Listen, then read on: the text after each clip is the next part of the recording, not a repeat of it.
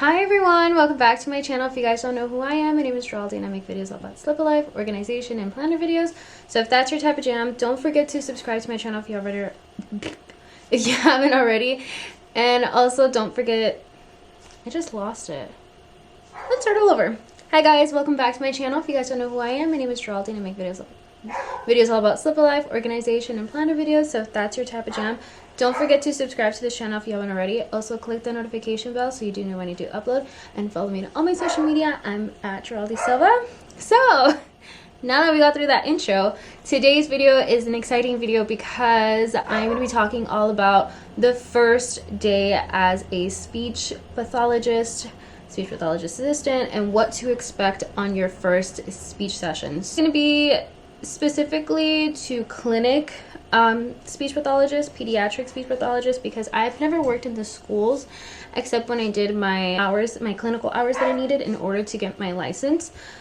But I have majority of my experience working in the clinic. However, you could also just take what information I can offer you and apply it to whatever setting you're in. I want to offer just an insight of what to expect and what you can do and what I did and what I've learned when it comes to the first speech session. You're just starting off, it's your first day, and even when you're training and whatnot, you don't really get to see, at least in my experience, I never got to see that first initial thing between a clinician and a client. So I'm like, what do you do? Like, how does the first meeting go? Like what happens?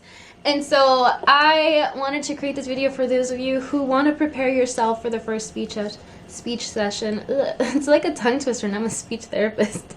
What to expect for your first speech session. So we're going to go through it, so don't you worry. I'm here to help and answer any questions that you may have. So look at me as a little dictionary or a little Google search. I'm here to answer it all. Okay, so first things first, as I begin my first initial session with a client, I always, and this is vital for everybody, always look at the evaluation, look at their goals, get prepared. If you have any questions, ask your supervisor on what it is that you need to do, but get familiar with your client and your client's name, understand their backstory. Evaluation literally tells you this is what you need to work on, and this is how many months they need, and see if you have the items that you need in order to complete those goals that they do have. That's right before they walk in. Before they walk into your room, right when they're walking in, obviously there's first day jitters between you, the client, and the parent. Depending on the child too, they could be really shy, or they could just be like, have at it with your toys. It all depends. But the minute that they walk into your room, create structure from day one. So this is your room, this is your place where you're going to be the one taking over, and they're going to have to follow your rules. So for me, I create structure from day one. That means that they're not running to my closet, pulling out every single toy that they want. That doesn't mean that they're going to be running around in the room. No, they're following my rules. And then I explain to the parents too what is going to happen and what I expect that environment to be like. So that also means like no pushing, no pulling, no violent, no aggressive behavior. And I expect the parent to jump in if they do. But we'll get into parent interactions later. As far as the child goes, create structure from day one. So for example, for me, I used to have, when I worked inside the clinic, this was before I did in-homes, when I used to work inside the clinic, I used to have a closet with toys. And so my expectation, no matter who it was, they had to request to open the closet door. So that's either by signing open or by stating the word open please, or I want to open please, because you don't go into somebody's home and just start opening everyone's cabinets. No, you have to request it, you have to ask before you can do it. So that's me creating structure from day one. It's, you have to ask. There's no just, oh yeah, the door opens and you can get whatever you want. No, you ask. And then the other rule that I have is one toy at a time. So you can browse through the toys, see what I have in there, that's completely fine. But as far as playing with the toys, we only take out one at a time. So you can browse, check, and then pull out one of the toys, and then we'll play with it. And if they're all done with the toys, again, same thing, they have to say all done, or I want to change a toy, depending again where they're at their level. So we'll either sign all done, or if the child's older, then it'll be like, oh yeah, I'm done with this toy and I want to change it, and we'll be like, okay.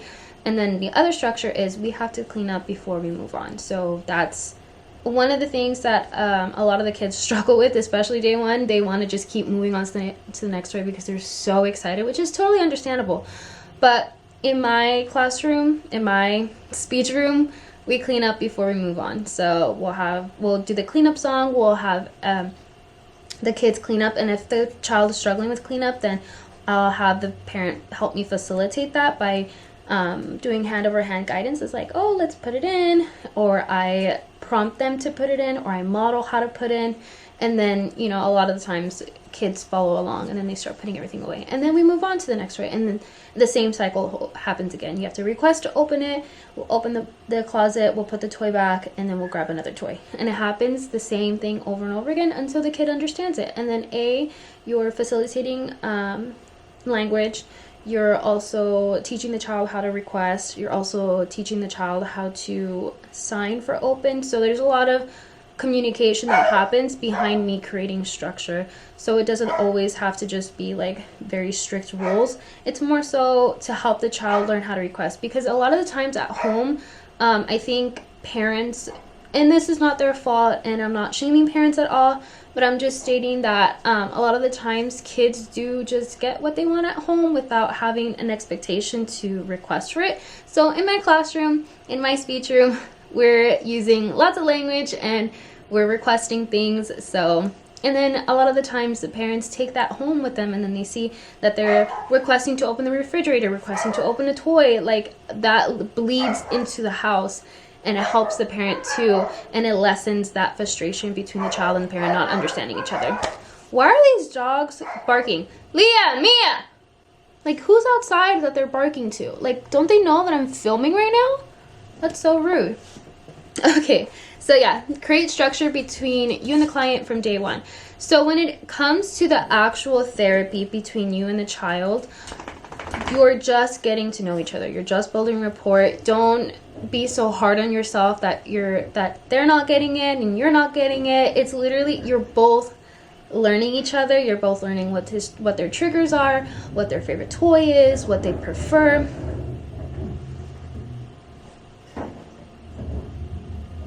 Oh no, I got caught. You guys are both learning each other. You're learning what their triggers are, what their preference are for toys. So you're going to be learning each other on the first day, and even after the second and third, maybe by the fourth session, that's when you'll understand them a little bit more. You can start challenging them more. Not doing anything that's too extreme, so you still have time to figure out how you want to tackle this goal, what techniques you want to use in order to tackle those goals. On the first day, don't stress it. All you're going to do is just play. Literally, all you're going to do is just play and get to know the client.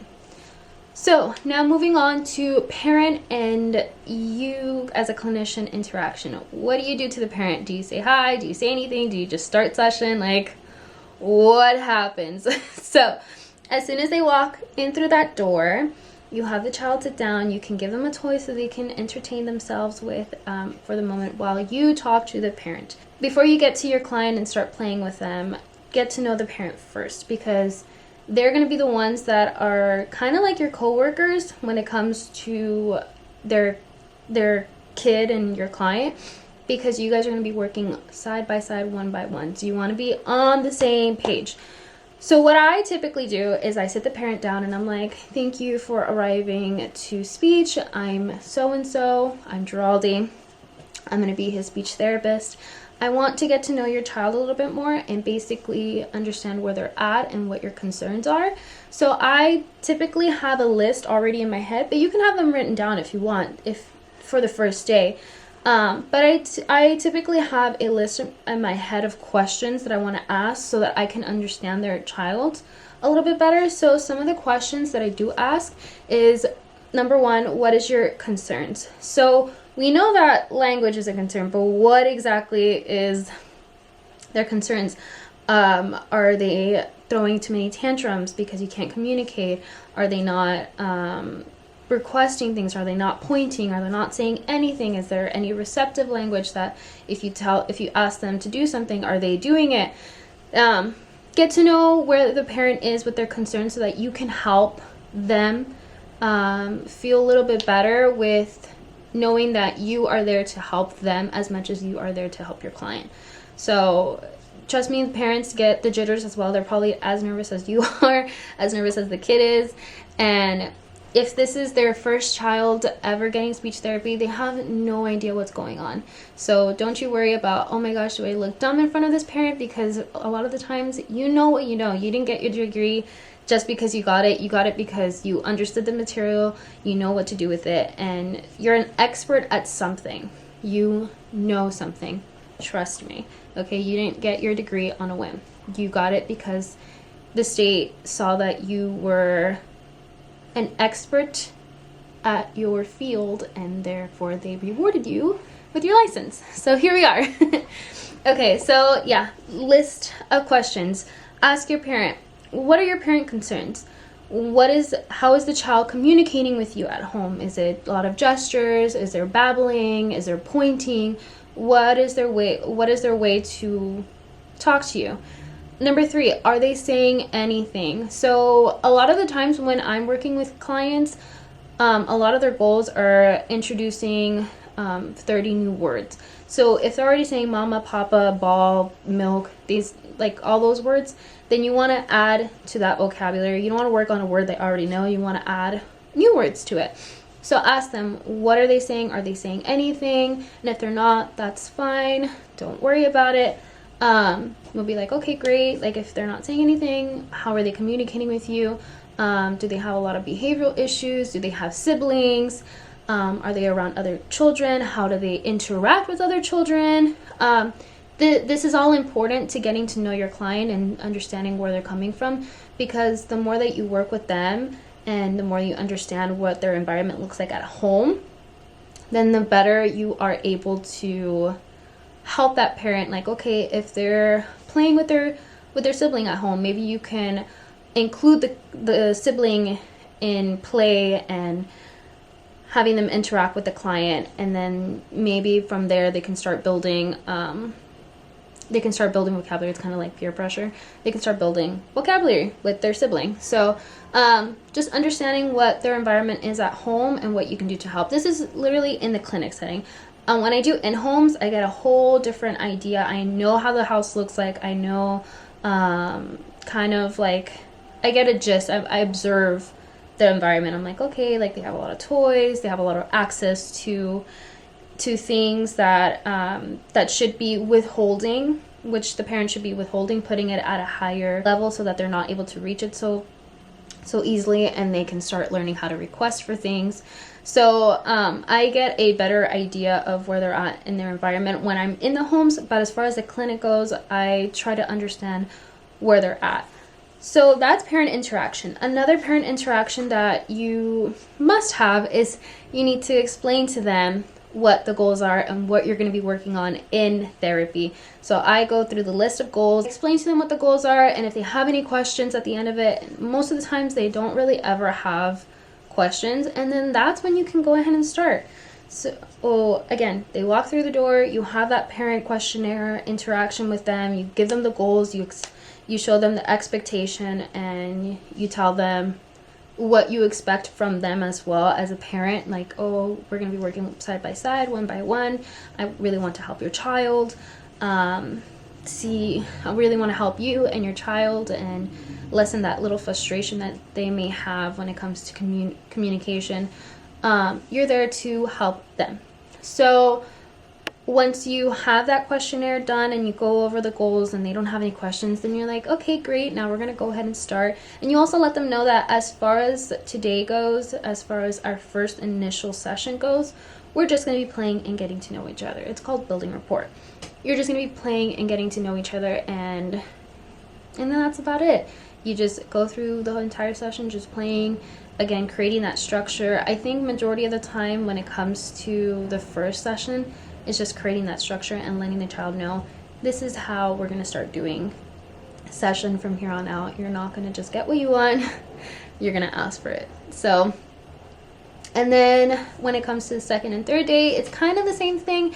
And then as time progresses, when it's like the third and fourth day, depending on how quickly the child can catch on, that's when you start bringing in the techniques and start challenging them a little bit more. So yeah, that, I hope that helps and gives you an idea of what you can do in your first session and kind of give you a guideline of what you can do. You could always tweak it to however you're liking, but I know when I first started, I had no clue. So yeah, thank you guys so much for watching. Again, if you have any questions or if you have any requests for any other video, don't be afraid to ask down below in the comments. I always love taking requests from you guys. I want to, again, be here to help you guys out. So thank you guys so much for watching. Don't forget to subscribe to this channel if you haven't already. Also click the notification bell so you do know when I do upload, and follow me on all my social media. I'm at Geraldine Silva. Thank you.